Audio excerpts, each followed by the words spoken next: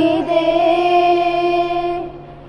ಇಂದಿಗೂ ಜೀವಂತ ಶಿಲೆಯೊಳಗೆ ಸಂಗೀತ, ಸ್ವರದ ಏರಳಿತ ತುಂಗೆಯಲ್ಲಿ ಶ್ರೀಮಂತ, ಕಣ ಕಣ ಕಣ ಕರೆ ನೀಡಿದೆ. ನೀನೊಮ್ಮೆ ಬಂದಿಲ್ಲಿ ಹಿತವಾಗಿ ಹಾಡು, ಓ